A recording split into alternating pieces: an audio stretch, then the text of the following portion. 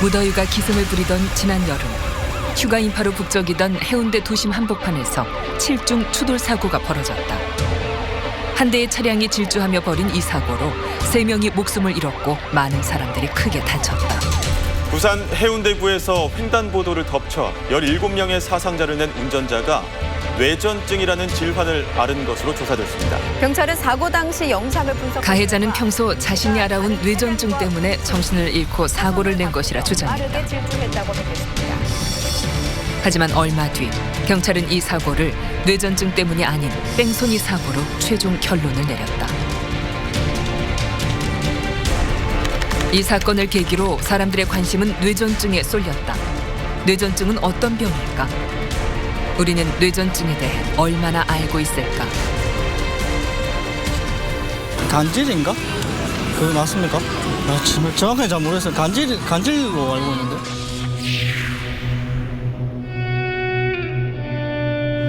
좀 이렇게 뭐 옛날 어르신들 말씀하시고 이러면 그냥 그런 거에 대해서는 좀 정신적인 병이라고 해야 될까요?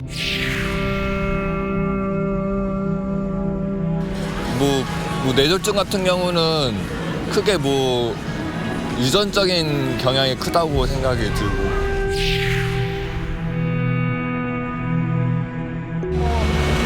제 생각엔 너무 불쌍하고 안 됐죠 뭐. 고칠 수 없는 병으로 알고 있는데. 같은 생각을 하고 있다면 반드시 기억해야 한다. 당신들이 생각하는 그런 뇌전증은 세상 어디에도 없다는 것을. 지금 우리나라에서는 본인이 남들한테 폐가 되고 부끄러움의 대상이 된다는 것 자체로 일단 많이 힘들어할 것 같고 병 자체도 힘들겠지만 그런 거에 대해서는 인식 개선이 좀 필요하다고 생각합니다. 누구나 늙고 병드는 것은 매한 가지다. 병명이 무엇이냐에 따라 그 누구에게도 주홍글씨를 새길 순 없다. 하지만 뇌전증 환자들은 여전히 정신병, 유전병, 불치병이라는 오명을 뒤집어 쓴 채 살아가고 있다. 그저 뇌에 생긴 병인데도 말이다. 세상 사람들이 지어낸 잘못된 편견의 틀, 그 안에 그들을 가둘 순 없다. 진짜 뇌전증은 우리가 알고 있던 그런 병이 아니기 때문이다.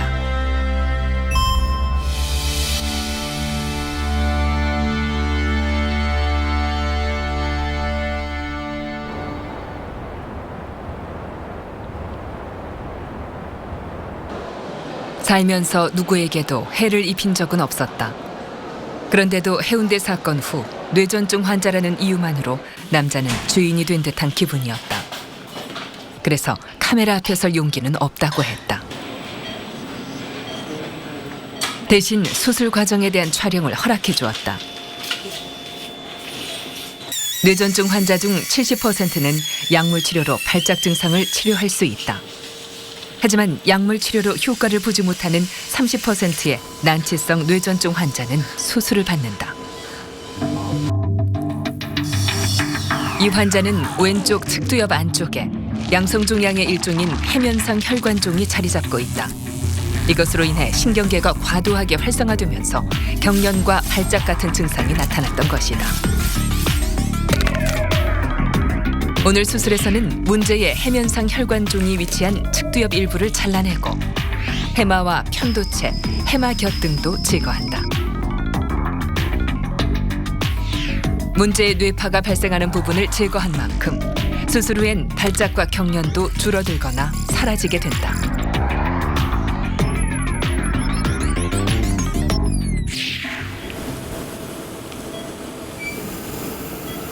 문제의 뇌조직 일부가 몸 밖으로 나왔다. 여기서 이게 이제 해마 머리 있는 부분이고 이 해마 몸통 있는 부분이거든요. 그다음에 이제 여기가 해면 혈관종, 그러니까 약간 빨갛게 보이고 이 안쪽으로는 이제 병변이 쭉 이어져 있어요. 뇌조직 일부가 과도하게 활성화되어 뇌전증이 발생하면 어떤 증상들이 나타날까? 뇌전증이라고 하면 거품을 물고 쓰러지거나 사지를 흔들며 심각한 발작과 경련을 보이는 병이라고 생각한다. 전신 발작과 대발작을 일으키는 환자들도 있지만 모두 발작 증상이 이 같은 것은 아니다.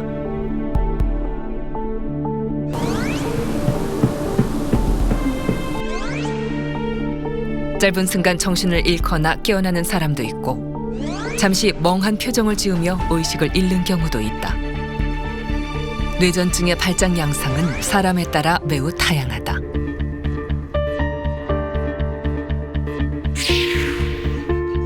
이러한 증상들이 나타나는 건 생각하고 움직이고 느끼게 하는 우리 몸의 중추, 뇌에 문제가 발생했기 때문이다. 뇌는 약 400억 개의 신경세포로 이루어져 있는데 각각의 신경세포들은 전기적 신호를 통해 연결된다. 이때 일부 불안정한 신경세포가 과도하게 활성화되면서 비정상적인 전류가 발생하고 이로 인해 발작이나 경련 등이 나타나게 된다. 2번 이상 이 같은 비유발성 발작이 반복될 경우 뇌전증이라는 진단을 내리게 된다. 그렇다면 이처럼 신경세포가 과도하게 활성화되는 원인은 무엇일까? 뇌 조직의 그 손상을 초래하는 모든 그 상황이나 그 질환은 모든 뇌전증을 유발할 수가 있습니다. 이제 흔하게는 뇌 두부 손상을 받아서 뇌에 상처가 나는 경우에도 나중에 뇌전증이 생길 수가 있고 뇌에 감염이 생긴 후에도 뇌전증이 생길 수 있고 심정지로 인한 저산소증이 발생하더라도 나중에 뇌전증이 생길 수 있고 최근에는 그 뇌졸중이 생기고 난 다음에 오는 뇌전증, 치매로 인한 노화로 인한 치매에 의해서 발생하는 뇌전증. 그래서 뇌전증의 원인은 너무나 다양한데 뇌 조직을 손상시키는 모든 그 원인은 다 뇌전증의 원인이 될 수가 있습니다. 뇌전증은 뇌의 병일 뿐 특별한 누군가에게 생기는 병이 아니다. 누구에게나 생길 수 있는 병이다. 하지만 발생 원인은 조금씩 다르다. 아주 심한 낙상을 제가 한번 그런 2번의 아주 큰 후유증이 있었어요. 그 이후에 좀 그런 좀 경련이 좀 일어나는 경우가 있었어요. 7살 때요. 뇌를 알았었어요. 뇌암이라고. 그때부터 몸이 이제 좀 안 좋기 시작하면서 이제 그렇게 된 거죠. 자다가 새벽에 이제 제가 이렇게 소리를 내면서 그랬다고 하더라고요.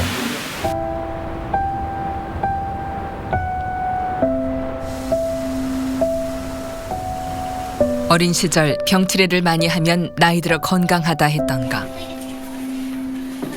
엄마는 그 말을 믿고 싶다. 7살 나이에 신장암으로 콩팥 제거 수술까지 받았던 선웅이. 7번의 항암 치료까지 견디며 암을 이겨낸 선웅이에게 뇌전증 증상이 시작된 건 5년 전 일이다.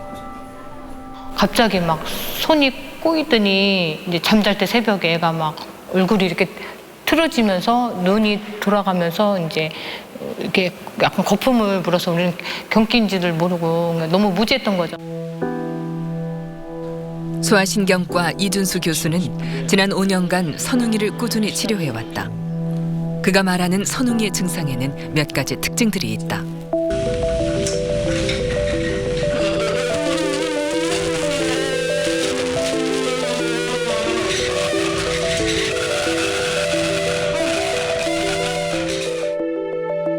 굉장히 과잉 행동을 하면서 엉덩이 들썩거리고 가만히 있질 못하고 이걸 이제 우리가 하이퍼 액티비티라고 그러고 양손 팔다리를 다 허우적거리면서 의식이 없어지면서 점점 뻣뻣해지거든요. 이런 과정이 이제 이런 일련의 과정이 우리가 이제 전두엽에서 시작돼서 바로 2차적으로 전신으로 퍼지는 그러한 발작의 전형적인 패턴을 보여주고 있어요. 발작의 원인으로 지목된 건 전두엽에서 발견된 양성 종양. 이것이 뇌전증의 원인인 것일까? 이 친구는 지난 몇 년 동안 충분히 약을 먹었어요. 여러 가지의 약을 조합을 해서 용량도 바꿔보고 그다음에 가지수도 좀 바꿔보고 그러면서 약을 쭉 썼는데 그래도 한 일주일에 한 번 정도는 꾸준히 하고 최근 들어서는 종양도 발작도 발작이지만 의심되는 종양 자체가 커지기 시작해서 이거는 더 이상 놔둘 수가 없다고 그래서 생각해서 우리가 이제 수술을 하게 된 거예요. 마음이 흔들릴 때마다 아들을 생각하며 견뎠다는 선웅이 엄마. 발작을 멈추기 위해선 수술 외에 다른 선택의 여지는 없었다. 하지만 수술을 결정하고도 여전히 마음은 불안하다. 차라리 내가 아프는 게 더 나을 거라는 그런 마음이 있잖아요. 그래서 많이 울죠. 근데 이제 아이 앞에서는 나약한 모습을 보이면 안 되니까 아이 앞에서는 강한 척 하는데 엄마들은 강한 척 하면서도 약한 부분이 엄마거든요.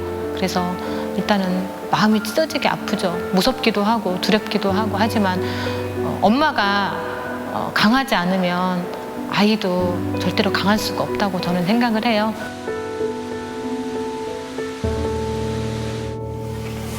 선웅이의 수술은 일주일 간격을 두고 2번에 나누어 진행된다.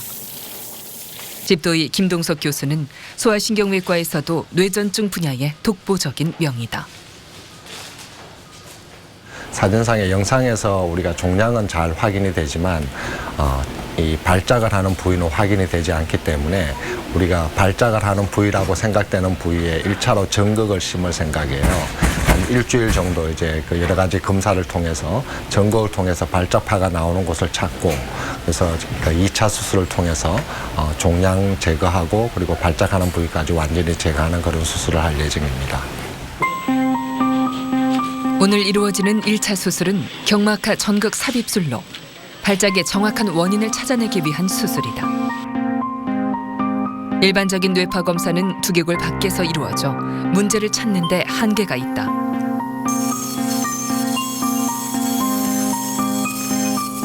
하지만 오늘 수술에서는 두개골을 열고 직접 뇌 위에 전극을 심어 정확한 원인을 찾아내게 된다.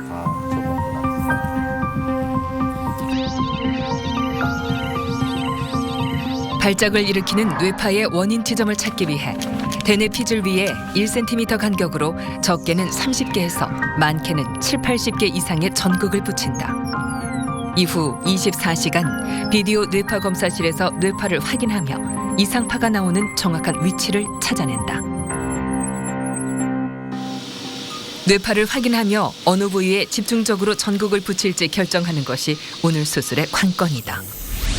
이 과정은 환자를 오랫동안 치료해온 신경과 교수와 수술을 맡은 신경외과 교수가 뇌파를 확인하고 의견을 나눠가며 결정한다. 템포랄 하나, 파리에탈 하나 이렇게 넣을까? 네. 그 튜머를 감싸서 작업하기 잘 말해야지. 저기 어디까지 넣니? 인테미스페릭 앞뒤로 다 넣었어 내가. 선웅이의 경우 종양이 운동신경과 감각신경 주변에 자리 잡고 있다. 때문에 문제 부위를 정확하게 찾아내야 2차 수술에서 뇌 기능에 손상을 미치지 않고 그 부위만 떼어낼 수 있다. 종양 자체에서 뇌파가 이렇게 발작파가 나오지는 않고 그 안쪽에, 그 다음에 그 바깥쪽에, 그 앞쪽에 그렇게 이제 그 발작파가 계속 나오고 있어서 그 주변으로 해서 집중적으로 이제 전극을 심었고 내일부터는 또 우리가 뇌파 검사실 24시간 뇌파를 감시하는 그런 방에 가서 뇌파 검사를 하면서 발작파가 어디서 나오는지 확인을 하는 그런 과정을 한 일주일 정도 하게 될 겁니다. 뇌전증은 이상 뇌파가 발생하는 부위에 따라 경련의 양상이 조금씩 다르다. 전두엽의 맨 앞쪽 부위에 원인이 있는 경우 수면 중 의식 없이 양쪽 팔다리를 과격하게 움직이는 경련이 나타난다. 전두엽의 외축 뒷부분에서 발작파가 시작되는 경우 초기에는 의식이 유지되면서 고개를 한쪽으로 심하게 돌리는 경련이 나타난다. 전두엽 운동피질에 뇌전증의 원인이 있을 경우 의식이 있는 상태에서 얼굴과 팔다리 등을 떠는 증상을 동반한 경련이 나타나고 보조운동 영역에 뇌전증의 원인이 있을 경우 사지가 경직된 상태에서 마치 펜싱 경기를 하는 자세를 보이며 말을 하지 못하는 경련이 나타난다. 측두엽 부위에 뇌전증의 원인이 있을 경우 의식을 잃은 상태에서 눈에 초점을 잃고 의미 없이 팔다리를 반복해 움직이는 자동증도 나타난다. 부분 경련으로 조용히 끝나는 경우도 있지만 뇌의 심부에서 이상 전류가 발생해 대뇌피질 전체로 퍼지는 전신 경련이 나타나기도 하는데 이땐 다양한 증상이 나타날 수 있다. 온몸에 강직이 나타난 후 심하게 떠는 전신 강직 간대 발작과 의식 없이 가만히 10여 초 행동을 멈추는 앞상스 발작, 순간적으로 움찔하는 근간대 발작 등이 나타나며 앞으로 쓰러지는 강직 발작이나 무긴장 발작도 드물게 나타난다.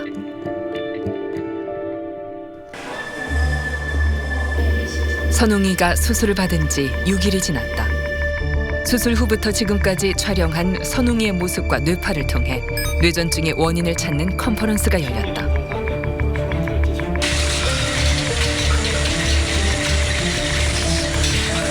문제의 뇌파가 시작되는 부분을 정확하게 찾아낼 수 있었고 이것을 근거로 2차 수술에 대한 논의가 이루어졌다.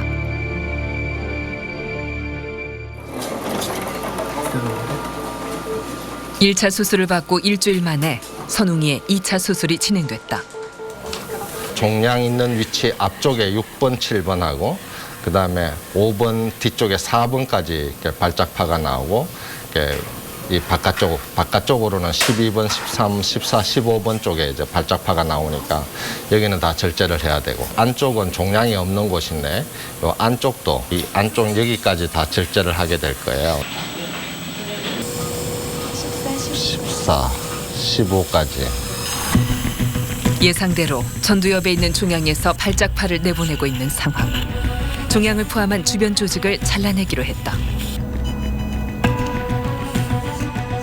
그런데 잘라내야 할 부위에 운동조절 신경이 있어 수술 후 마비 등의 후유증이 우려되는 상황. 이럴 땐 절제 범위를 신중하게 고려해야 한다.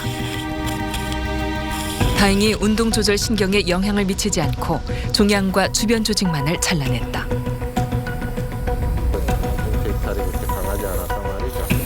발작파는 종양에서 10cm 이상 떨어진 두정엽 부위에서도 발견됐다. 다시 한번 뇌파를 확인하는 김동석 교수.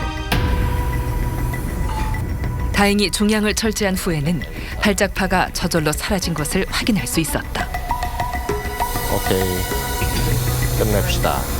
그렇다면 뇌 조직을 잘라낸 후에도 뇌 기능에는 문제가 없을까?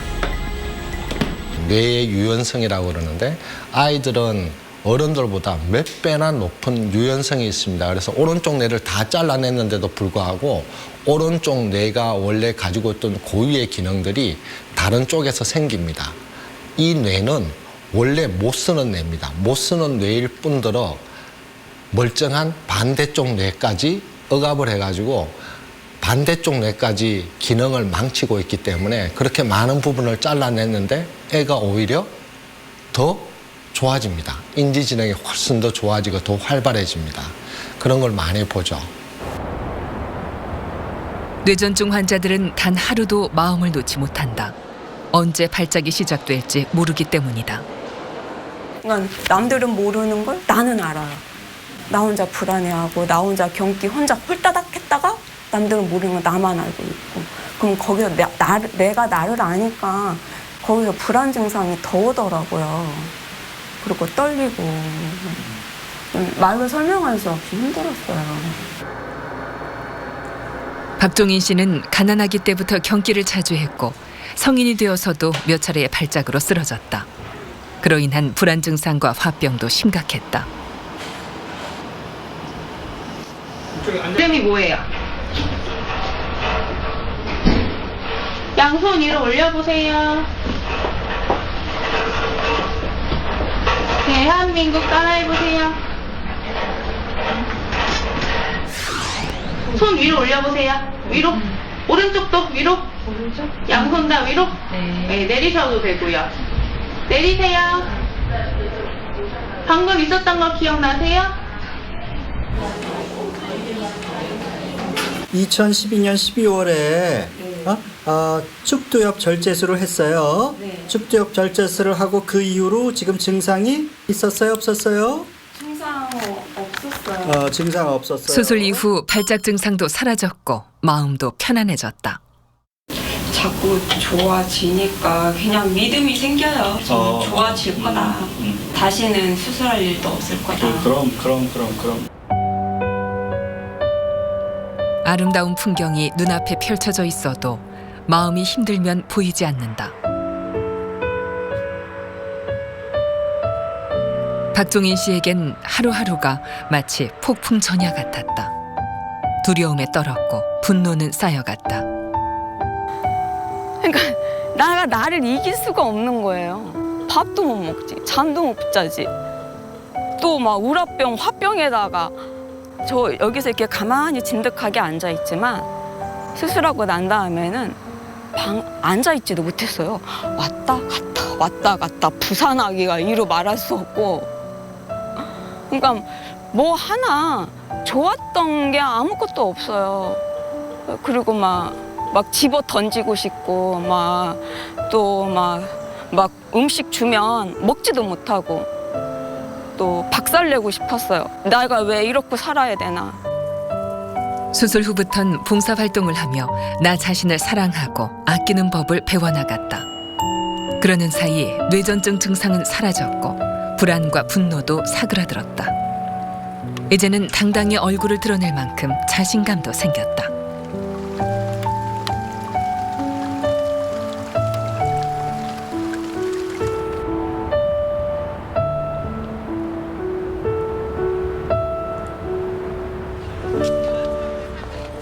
하지만 대부분의 뇌전증 환자들은 병을 철저히 비밀에 붙인다. 그러다 발작을 한번 하고 나면 그 비밀은 온 세상이 다 아는 사실이 되어 환자들을 괴롭힌다. 30대 초반의 장영우 씨는 어린 시절부터 뇌전증을 알아왔다. 약물 치료로 증상이 잘 조절되어 발작은 나타나지 않았다. 그런데 최근 증상이 없어 약을 끊은 것이 화근이었다. 자, 그러면은 그 환자분께서는 그 조절이 잘 되다가 그래서 약을 중단했더니 어떻게 됐어요? 그것이 9월 달에 왔다는 얘기예요? 그러니까 6월 달에 약을 중단하고 3개월 지나서 3개월 지나서 그 증상이 재발했단 말이에요. 재발했는데 이건 또 회사에서 있었네. 네. 회사를 못 다니게 됐어요? 그렇게 되면 못 다니죠. 아니 뭐 그 회사에서 아무 말 없으면 다니는 거지 뭘 못 다니게 왜 못 다녀요? 영우 씨가 기억하지 못하는 순간은 2, 3분 정도. 정확하게 저는 모르겠어요. 눈을 떠보니까 일단 사람들이 주변에 몰려 있더라고요. 그거 말고는 뭐 무슨 증상이 있었는지 잘 모르겠고 증상이 일어날 때마다 그런 식이었어요. 그때 기분은 어땠습니까? 자기가 모르는 일에 대해서인데. 처음에는 좀 당황했는데 두세 번 겪다 보니까 이제 또 이런 일이 생겼구나 이제 대충 짐작이 가더라고요. 그때는 이제 눈 떠보면 항상 되게 응급차 아니면은 병원 이렇게 했었거든요. 그날 그 짧은 순간 때문에 영우 씨는 많은 것을 잃었고 마음엔 더 큰 상처가 남았다. 그 사람들이 이제 조금 편견을 가지고 있다고 생각이 드시나요? 아까 마음 많이 가지고 있죠. 어떤 편견이라고?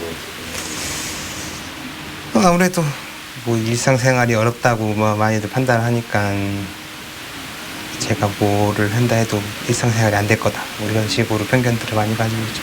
옛날부터 인식이 많이 좋진 않았잖아요. 이 병에 대해서 그대로 있는 것 같아요. 네. 크게 달라지는 것 같지는 않아요. 뇌전증 환자들은 사회와 가정 내에서 많은 차별을 경험한다. 특히 직장 내 해고나 모욕, 구직 거절, 차별 대우 등이 가장 많이 겪는 차별이다. 특히 뇌전증 환자임을 밝혔을 때 겪게 되는 차별은 더 심각한 것으로 조사를 했다. 치료가 가능한 질병으로 생각하지 않고 그냥 좀 정신 이상자 그렇게 취급을 하는 것 같아요. 이 부분을 밝혀야 되는지 안 밝혀야 되는지 면접 시에 굉장한 고민을 굉장히 많이 했어요. 지금도 그런 고민을 해요. 하는데 밝힌 적이 한 번 있는데 그 사람의 인식부터가 달라지더라고요. 표정이 달라지더라고요. 좀 거리를 두는 듯한 느낌이 굉장히 강해가지고 그때 좀 힘이 좀 든 적도 잠깐 있었어요.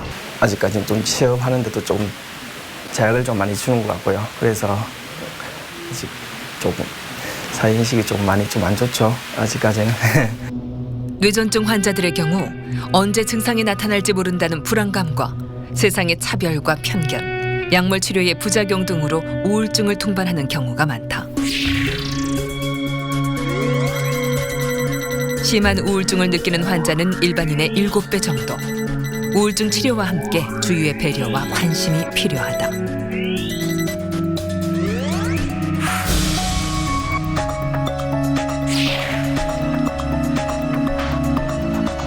길이나 버스에서 뇌전증 환자를 만났을 때 발작하는 모습을 목격하게 된다면 어떻게 대처하는 것이 좋을까?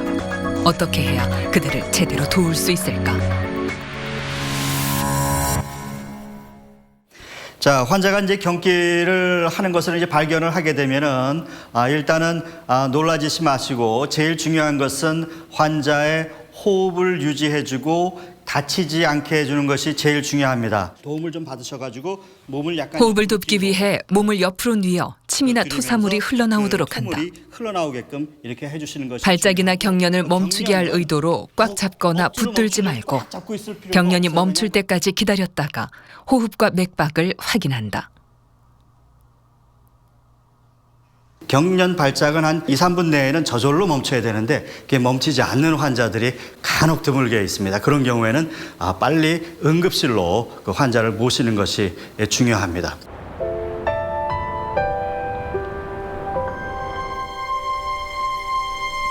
영유아들에게 뇌전증은 더욱 치명적이다. 발작의 영향이 어디까지 미칠지 정확히 예측할 수 없기 때문이다. 생후 2개월 된 어여쁜 아기 지훈이에게서 뇌전증 증상을 발견한 건 태어난 지 20일쯤 되었을 때였다.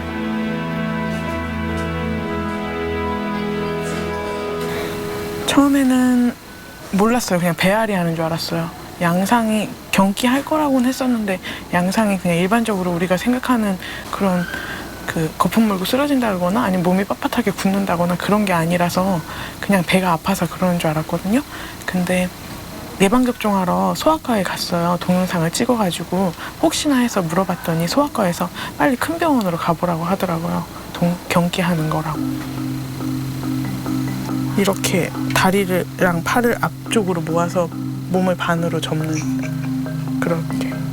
처음에는 그냥 그런 줄 알았는데 계속 반복을 하더라고요. 처음에는 그냥 한두 번 정도였는데 저도 좀 느낌이 이상해서 카페 같은 데 올려서 물어보고 했어요. 이제 다른 엄마들한테. 그러니까 이게 혹시 배앓이 하는 거냐고 하니까 그렇다고 하는 사람들이 많이 있더라고요. 인터넷을 떠도는 비전문적인 이야기를 믿다가 자칫하면 치료 시기를 놓칠 뻔했다는 엄마. 다행히 빨리 병원을 찾아 진단을 받을 수 있었다. 더 중요한 건 하루라도 빨리 치료를 시작하는 일. 지훈이는 약물 치료와 케톤 생성 식이요법을 병행하고 있다. 우리는 다양한 영양소로 구성된 음식들을 섭취하고 섭취한 음식들은 우리 몸을 유지하는 에너지원이 된다. 그 중에서도 뇌는 탄수화물을 포도당으로 전환해 에너지원으로 사용한다. 하지만 하루 이틀 금식할 경우 탄수화물은 모두 소진되고 지방을 에너지원으로 사용하게 된다.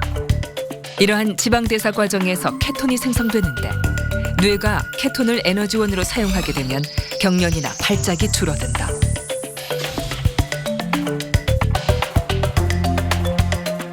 아기에게 왜 이런 증상들이 나타나는지, 케톤 요법으로 왜 발작을 줄이는지 그 원리를 밝히지는 못했다.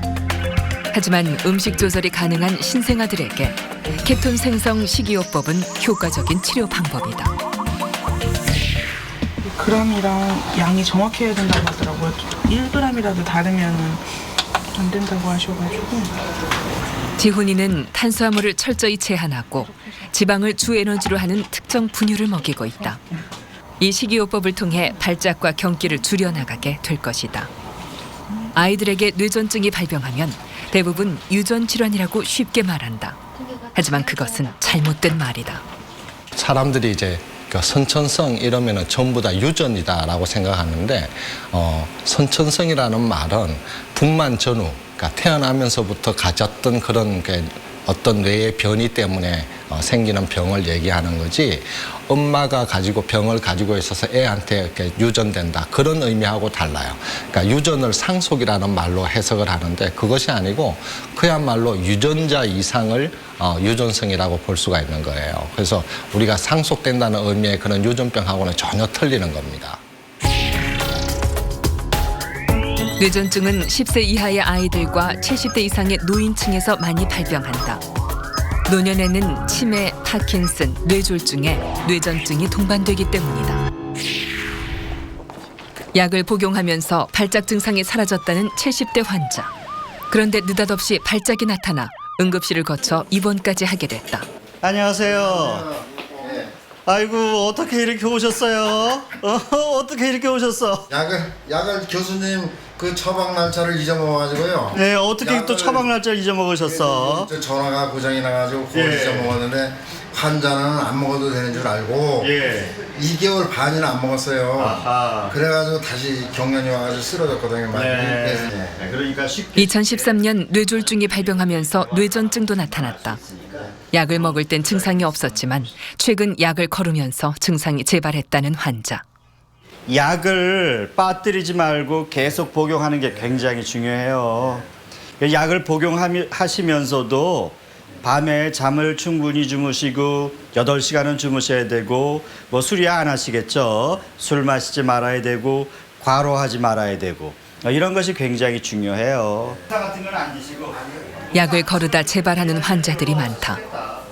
지금은 좋아졌어요? 지금은 뭐 불편하신 데는 없으시고 하루 이틀 증상이 없으시면은 곧 퇴원하실 수가 있는 거니까 약만 잘 들고 계십시다. 그래요. 제가 봬요 또. 다행인 것은 뇌질환으로 인한 노년의 뇌전증은 약물 치료 효과가 좋은 편이다. 그 머리를 수술해서 오는 사람이 병이지 이게 뭐 처음부터 간질병은 아니거든. 그래서 지금 뭐 쓰러져가지고 뭐 거품 물고 간질처럼 똑같이 해요. 경기는 이런 점.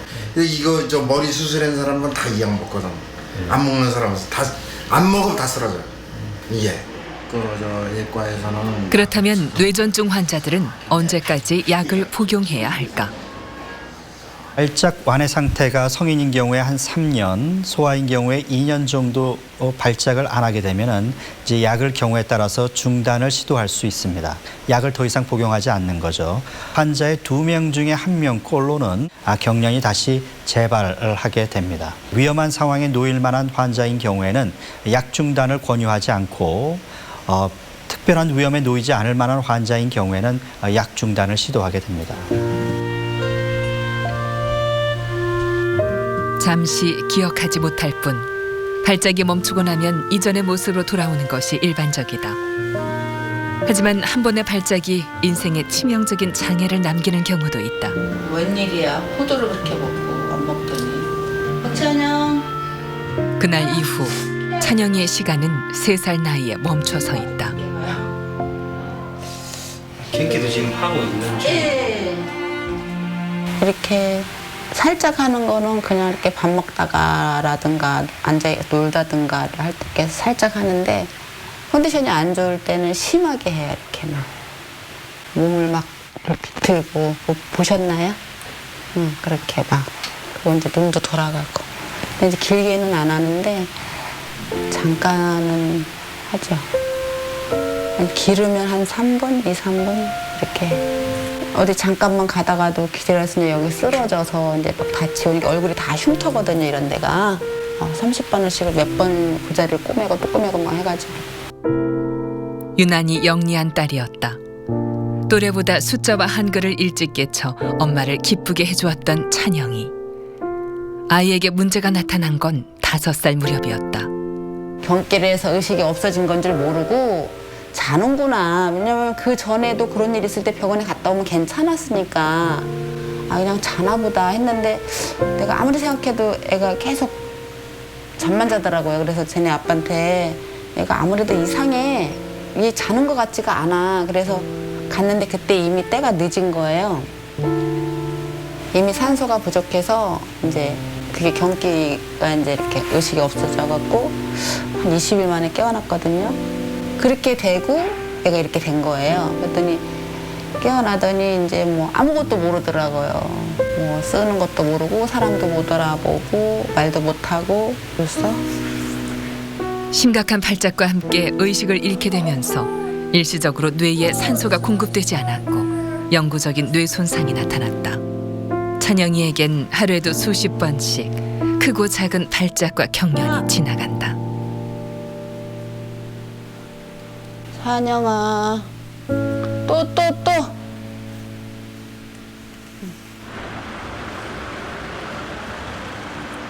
어떻게 하면 발작을 멈출 수 있을까? 찬영 씨의 상태를 확인하고 문제가 나타나는 발작파가 어디에서 시작하는지 검사가 이루어졌다.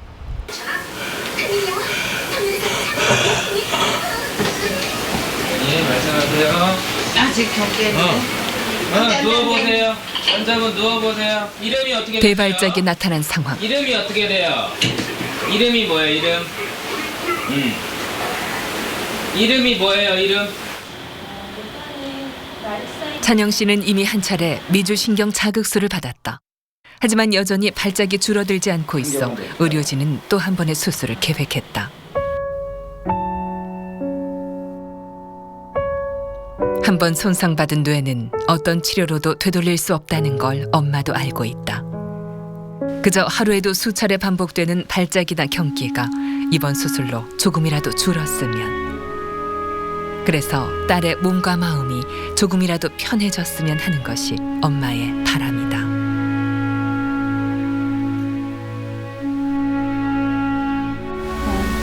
잘 되면 하고 싶은 것도 데리고 다니면서 하고 싶은 것도 많은데 그걸 못하니까 맨날 마음이 아프죠. 지금 뭐를 같이 하고 싶으세요? 같이 뭐 여행도 가고 뭐 기차 같은 것도 타고 뭐 그런 거. 다음 날 찬영 씨는 수술장으로 갈 채비를 했다. 몸은 20대 숙녀로 자랐지만 아직 3살 나이에 머물러 있는 딸.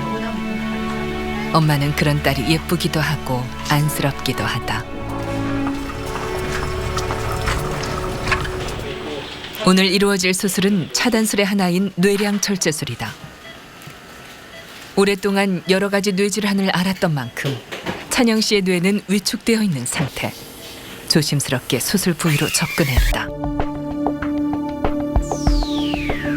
찬영 씨의 경우 발작을 일으키는 뇌파가 뇌의 어디에서 나오는지 알 수 없을 만큼 빠르게 번지며 전신 발작이 나타난다.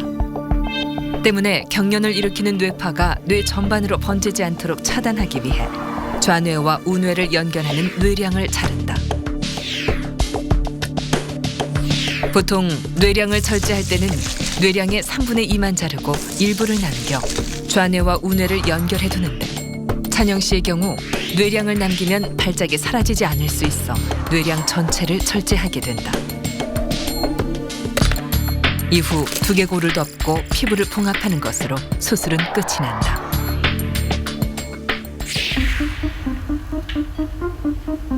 뇌량을 자르면 인지 기능이 나빠지는 것은 아닐까.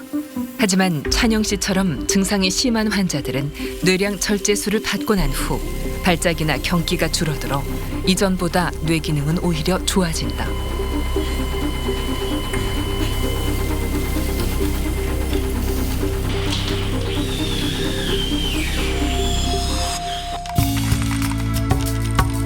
뇌전증 치료는 꾸준히 발전해왔다. 다양한 항경련제가 개발되었고 새로운 수술 방법도 도입되었다. 뇌전증의 원인을 찾기 위한 다양한 연구도 계속 진행되고 있다.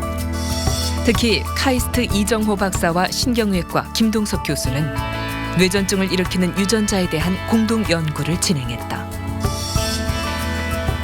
그 결과 mTOR 유전자와 관계되는 변이가 뇌전증을 일으킨다는 사실을 밝혀냈다. 확인을 위해 이 유전자를 쥐의 태아에 심었고 이후 태어난 쥐의 머리에 전극을 붙여 검사한 결과 뇌전증 발작을 확인할 수 있었다.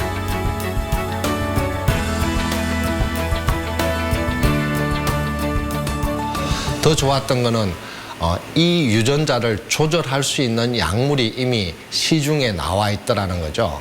그것이 다른 항암제로 사용되고 있는 약제입니다. 그래서 그렇다면 항암제로 이미 사람한테 쓸 수 있다는 얘기는 적정한 농도만 찾아낸다면 항경련제로도 충분히 사용할 수 있다라고 생각을 해서 지금 임상 연구를 진행 중에 있습니다.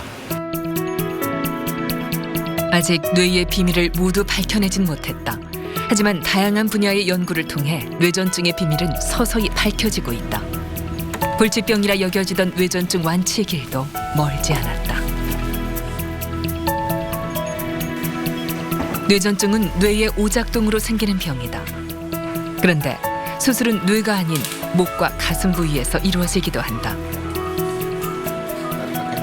뇌 조직을 자르는 그런 수술이 아니고 목에서 미주신경, 왼쪽 그 미주신경을 자극해서 뇌를 자극하는 수술이에요. 그러니까 직접 뇌를 건드리지 않으니까 환자가 이제 우리가 침습적인 방법이 아니고 비침습적인 방법으로 뇌의 발작파를 줄일 수 있는 그런 방법 중에 하나죠. 약물 치료가 어려운 난치성 뇌전증 환자들 중 발작파가 한 곳이 아닌 여러 곳에서 나오는 경우엔 치료가 쉽지 않다. 이런 환자들에게 이루어지는 수술 중 하나가 미주신경 자극술이다. 미주신경 자극술은 약물로 증세가 호전되지 않거나 뇌절제 수술이 불가능한 난치성 뇌전증 환자에게 적용된다. 수술은 왼쪽 목 부위를 절개해 미주신경 옆으로 전극선을 삽입한다. 이후 가슴 부위에 자극 발생기에 연결하고 미주신경에 전극선을 연결한다. 자극 발생기를 통해 미주신경에 미세한 전기 자극을 주면 뇌에 신호가 전달돼 발작을 일으키는 횟수와 강도가 줄어들게 된다.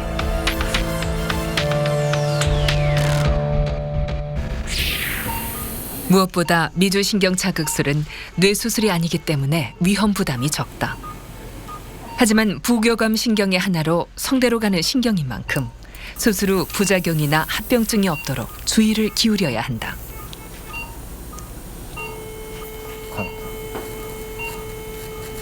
미주신경 자극술은 수술을 받은 50%의 환자에게서만 효과가 나타난다. 24살의 미연 씨도 미주신경 자극술을 받았다.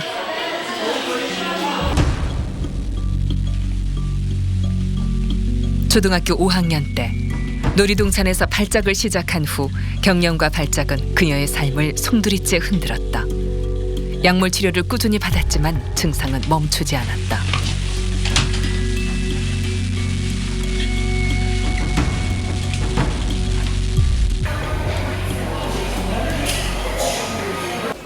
반복된 발작과 경련을 해결하기 위해 미연 씨는 7년 전 미주신경 자극술을 받았다. 별일 없었니? 괜찮아? 잘 지냈어? 지금 벌써 한 2009년도죠? 2009년도 하고 지금까지 한 번도 없었어요. 그죠? 그러니까 지금 이거 한번 재볼래? 지금 배터리 얼마 남아있나?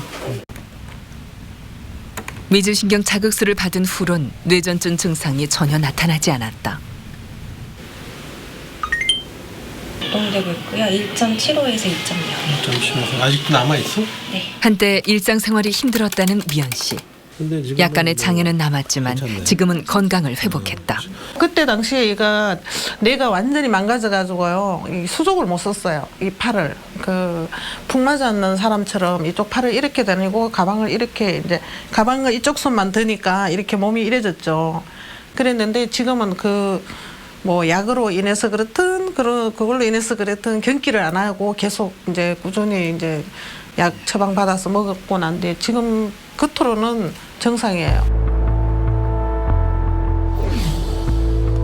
우리가 만난 대부분의 환자들은 약을 복용하거나 수술을 받아 발작이 일어나지 않을 만큼 병을 잘 치료하고 있었다. 그런데도 그들은 여전히 카메라 앞에 설 수 없다고 했다. 변하지 않는 세상의 차별과 편견 때문이라 했다. 이쪽을 좀 얼굴 그대로 공개되는 건 아니죠? 얼굴을 공개하면 안 되나요? 친구들은 몰라서 이 모자이크 확실하게 쳐가지고 모르겠고 확실하게 노출 안 돼. 예. 왜 이제 사람들이 인터뷰를 꺼려야 할까? 우리 사회에서 굉장히 터부시되는 거 아니겠습니까? 우리나라 인구의 1%에 해당하는 50만 명이 뇌전증을 앓고 있고 해마다 3만 명의 뇌전증 환자가 발생하고 있다. 잘못된 편견의 대상은 우리 가족이나 이웃이 될 수도 있다. 일단 이번 사건으로 뇌전증 가족들이 엄청나게 고통을 받았습니다.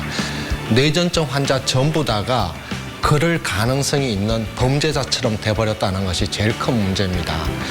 뇌전증은 어떤 나쁜 짓을 하고 정신이 이상하고 한 것이 아니에요. 머릿속에 병이 있어서 우리가 감기 걸려서 기침하듯이 머리에 병이 있어서 기침한 겁니다. 뇌가 기침한 거예요. 그거는 누구한테나 올 수 있는 일이고 그거는 치료 못하는 불치의 병도 아니에요. 적극적인 치료를 하면 충분히 조절할 수 있는 병입니다. 뇌전증이 유전질환이다. 뇌전증 유전질환 아닙니다. 뇌전증이 불치병이다. 이제 더 이상 불치병 아닙니다. 잘못된 사회적 편견으로 인해서 뇌전증 환자들은 사회에서 상당히 많이 차별을 당하고 있습니다. 그래서 이 기회에 뇌전증에 대한 사회 인식을 바꾸는 계기로 삼으면 좋을 것 같습니다.